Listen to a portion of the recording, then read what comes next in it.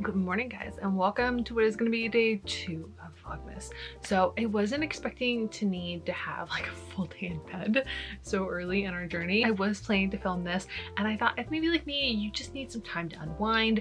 If things get a little crazy for you during this time of the year, I love to curl up with a cozy book and just tuck myself away and read a little bit. So I have a couple of different sections for you. I'm going to go over some books that I've already read that are cozy and Christmassy. We're going to kind of cover both.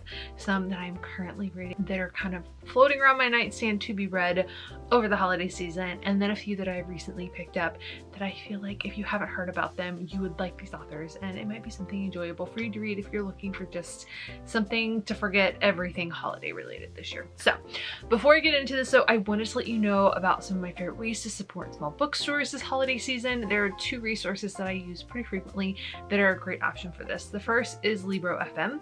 This is an alternative to Audible. You pay for a monthly subscription. I think it's around $15 a month, and you get to pick the local bookstore that you support. So all of our really small, cute bookshops are a bit more tucked in the touristy areas. They can be a bit more challenging to get to, and they are some of my absolute favorites. But the one thing about shopping at a small bookstore is sometimes they don't have everything you need in stock when you want it, but you also want to be able to support them and be able to get things whenever you need them. So you can pick a local bookstore. Not every bookstore is necessarily on Libro FM. I support Sundog Books with mine, and I get an audiobook every month. It's perfect. It's a great way to make sure that I'm supporting small bookstores. I can be really intentional about that, and it's something that if like me, you listen to audiobooks fairly regularly, it's a great option. I know there are some books that are exclusively on Audible, and I actually have both subscriptions because I just tend to turn through a lot of audiobooks, but I do love having it and being able to support small businesses. And the other one is bookshop.org, and I will link all of this in the description box below, but that is also a great way to shop if you want like a physical copy of books and you have a little bit more in your budget to spend and want to be able to support independent bookstores. So they also have tons and tons and tons that you can pick and support one individually. I think they do like a general donation or a general support system for how that works, but it's a great way to do it if you need to order a lot of books or just don't have time. And the reason that you really like the online shop is because it makes everything quicker and easier, but you can pick the small bookstore that you want to select. So maybe you'll discover one on TikTok. I'm always finding cute new bookshops on TikTok, or you have a local one that's kind of small that you want to support. I will leave a link for you to kind of search for that in the description box below as well. All right, so let's start with the books that I've read, and the fact that I did not have like a full tangent on this on TikTok. This is Always in December by Emily Stone, and I feel like I placed a cheeky little book order for holiday books because I was thinking I might do a Christmas book vlog post. I don't know that I'll get through all these, but we're getting to talk about it now.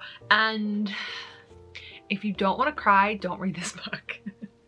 This is one of those books that just, I was not expecting what I got from it. It kind of gut punched me at the end, and then I read the reviews after, and it was beautiful, but I was also just like, my jaw was there on the floor, and I don't think I've gotten past the ending of this book and the emotional wreckage of this book yet, but it was so festive and so sweet, and just, it's a very like raw and real healing journey. There's the next book I'm going to show you is very cute and bubbly and just getting really lost in the holiday season, which was, I think I read this in July. I was just like, I just need some like cheese and like escapism right now. This is definitely, she's there. She's an emotional journey. If you are in a place where you're like, I need to cry and I just need to like get it out of my body, this guy right here, she'll do it. I really liked it. I think I'm still not over the ending. Talking about it just makes me feel all of the things. Now, The Holiday Swap by Maggie Knox. This, I think I got it in my book of the month last year. It was what I picked. I tend to pick whatever seasonal book is in the book of the month for December, and I have another one on the way. I will share it with you when it comes in, but this was really cute. It's very like, it's fluffy, it's fun, it's light, it's really enjoyable. It's 2 twin sisters who are swapping places. One goes to a bakery, one is taking over for her other sister for a TV show, and you know, they trick everybody, and of course they fall in love with all the wrong people, and it's just adorable and fantastic, and I might actually need to read this again. So I love this. I will link it down below for you because I just feel like sometimes this is exactly what you need. You really just need the most lighthearted moment during this time of the year. Highly recommend. Now, 2 that are non-Christmassy that I feel like were really cozy reads this year for me that I really loved. Book Lovers by Emily Henry. That was one that just, it was perfect. It's definitely got that like Hallmark-ish vibe. I do feel like they mentioned the holiday season. It might be like the book takes place around the holiday season. My hard copy went for a friend. So I do have a digital copy and an Audible copy because that's how you know that I really love a book. So I loved that one. It was super fun. That was the first Emily Henry book that I read, and it was just really cute to get lost in. I really quite enjoyed that one. It definitely would be worth rereading again if you just want a bit of that like classic snark. I love a sassy heroine. I love when we get a little bit meta with it and it's a writer talking about writers in the book world and all that jazz. So I think if you like the TV show Younger, you probably like this book, so highly recommend. And then the other book that I discovered via Book of the Month this year is called The Bodyguard, and this was just cute and fun, and having a female heroine that is in charge and powerful and dealing with all of the things and trying to figure out how to navigate her emotions and still be able to keep it lighthearted and not be so like overwhelming. I really enjoyed this book. So let me read you a little bit of the inside. She's got his back. Hannah Brooks looks more like a kindergarten teacher than somebody who could kill you with a corkscrew or a ballpoint pen or a dinner napkin. But the truth is she's an executive production agent, aka bodyguard, and she just got hired to protect superstar Jack Stapleton from his middle-aged corgi breeding stalker. So it's a lot longer than that. I'm not gonna read all of it. We'll be here forever. But if you just need like a cute little rom-com moment, little like snippy bits back and forth, some witty banter, this is your gal. Now, as far as the books that I'm reading, I can't remember where I saw this first because I've been kind of keeping a stack in my mind of books that I wanted to read for the holiday season. I think I started this earlier this year. And of course, the cover just screams like you want to read this for the festive season. And if you don't like spicy novels, this is not for you. Let me just say that up front, because I live in the land of TikTok where we talk about all of the different spice. And it's very cute to see girls who come in and think Colleen Hoover is spicy. And if you're new to spice, that's probably very spicy for you. There's a range of it and it just gets spicier and spicier and spicier, and you can decide how you want to go down the rabbit hole. But this one is about a girl who is a porn star. If there's chats about all of the toys, all of the things. I'm still kind of newer in this, but she's also a curdy gal. I feel like this is potential. I know there's going to be some spice in it. I'm not too fussed about that. My brain tends to glaze over it a little bit. But I'm also excited to kind of see how this goes. I like the cover. I'm really personally looking to just see what books are out there and how we're writing about curvier heroines. I feel like there's a really good space to kind of reprogram our brain as women. Reprogram our brains as women to be able to find love and not to like have to think through our thinness or thickness or any set of things about our bodies, and just to be able to show up and love ourselves as who we are. So I'm hoping I find some authors that are really presenting that narrative, because I think it's a great way for us to learn. But this is what I'm currently reading. And then I also have A Christmas Caroline by Camilla Isley. Now this is one of those classic forgetful stories. Caroline is a cynic career woman living the high life in Manhattan, where love and relationships are but a distant memory of the past. You're like, yeah, I'll read today. But after a freak accident on Christmas Eve, Caroline receives a gift from a cheeky spirit of Christmas past, present yet to come, and most importantly, Christmas that could have been. When she wakes up on Christmas Day, suddenly married with 3 kids and living 2 doors down from her parents in New Jersey, Caroline has a chance to experience the life she would have had if she'd made a different choice. So I have just watched Spirited in the last couple of weeks, which was fantastic.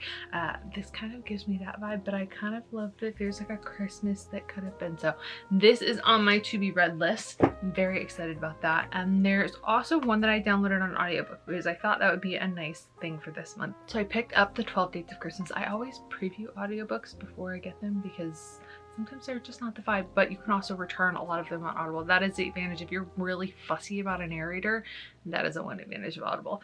'Tis the season for finding romance in this hilarious, uplifting holiday listen. When it comes to relationships, 34-year-old Kate Turner is ready to say bah humbug.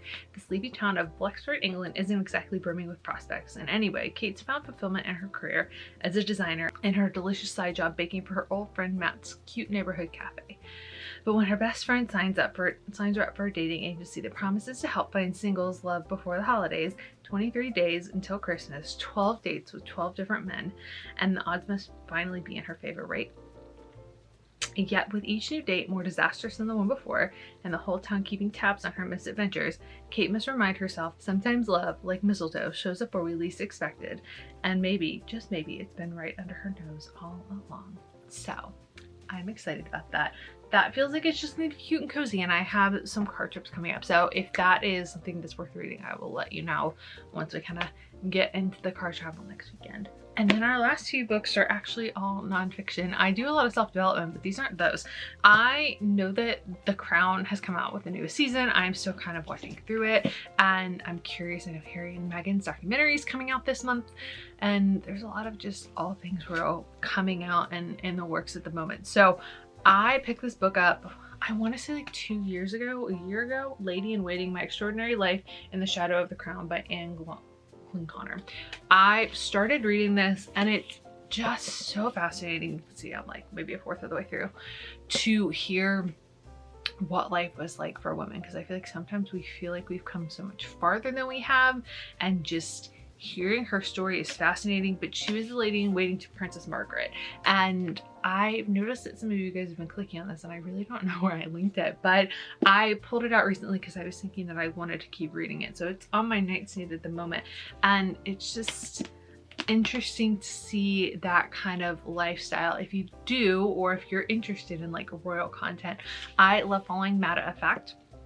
She's on TikTok, she's on Instagram, and I've learned a lot just about royal things that I didn't understand, especially as everything's kind of changing over with a new king in England, and how Queen Consort Camilla, whatever her title is, I'm not the most familiar, the ways that they're kind of running her household versus the ways that things were run for the previous queen, and just how all of that works, really kind of understanding behind the scenes of royal life in the 21st century. So it's very fascinating to me, but this book has been quite interesting just from a standpoint of like understanding our experience as women and how far we've come, and the fact that like it's not always as far as we think. But I'm really curious to see just a little bit more of the ins and outs. She talks about Queen's coronation and the whole process of that, and just that like being so connected to royals and having such a different life, and there being so much struggle that nobody really knows about, and the separation I feel like a lot of people have in their lives, where we're all really dealing with stuff and people have no idea sometimes. So quite fascinated about this, learning what it's like to kind of live in the shadow but also alongside some of the royals. I think this is going to be an interesting read to continue on my journey. Michelle Obama's new book has come out, The Light We Carry, and I've seen a little bit of like preview for this stuff. It took me a while to read Becoming because it was a big book, it was a lot, and I tend to be a quick reader, but I needed some time to really process that. So I'm really curious to experience this one. I really enjoyed the first book. I think this will be one that I kind of piece together over time. I might end up with the audiobook version, but it was available and I wanted to snag it just because I really do enjoy her storytelling. I enjoyed the first book, and I'm quite fascinated to see what she's written this time. And last but not least is the book that I'm excited to get in the mail from Book of the Month, and it is Kiss Her Once for Me. Cozy up with this delightful holiday tale as old as time. Boy meets girl, girl meets boy sister, who she loves. So I'm excited. I think it'll be really cute. I love that Ashley Tisdale has written a little review underneath it.